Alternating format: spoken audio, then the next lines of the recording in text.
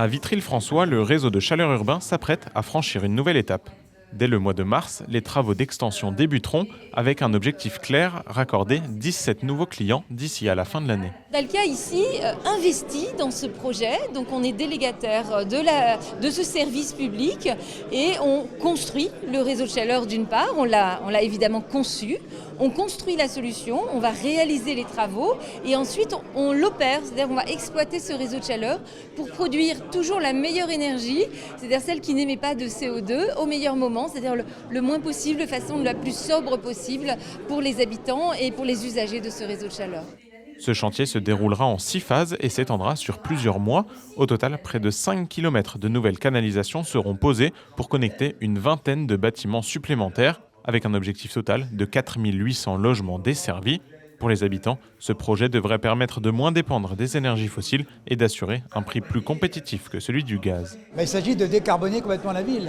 Nous avons un réseau de chaleur qui est alimenté par une chaufferie biomasse, donc on récupère du bois qui n'était pas utilisé, on lui extrait son énergie et aujourd'hui on va augmenter le nombre des abonnés. Par exemple ici l'hôtel de ville va être un chauffage décarboné, la médiathèque Albert Camus qui est à proximité. On est dans une phase préalable qui précède ce qu'on appelle l'écologie industrielle.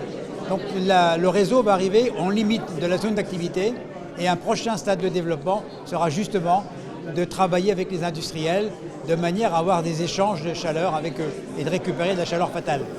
Dans l'après-midi, les principaux concernés se sont rendus sur le site de la chaufferie pour découvrir un équipement clé du dispositif, l'éco-condenseur. Cet élément doit jouer un rôle essentiel dans la récupération de chaleur et permet d'améliorer l'efficacité énergétique du réseau. Les défis que nous avons à conduire, c'est d'abord évidemment d'apporter du bois énergie qui est en proximité de la chaudière biomasse, puisque évidemment on ne va pas rajouter du CO2, donc on est vraiment dans un rayon extrêmement proche de Vitry, très largement en dessous de 100 km. Ensuite on exploite ce réseau de chaleur, c'est-à-dire qu'au quotidien il faut qu'on n'ait pas d'interruption de chauffage, qu'on n'ait pas d'interruption de l'eau chaude qu'on apporte à tous les usagers. Un projet d'envergure pour la ville, l'investissement porté par le groupe Dalkia est estimé à 5 millions d'euros.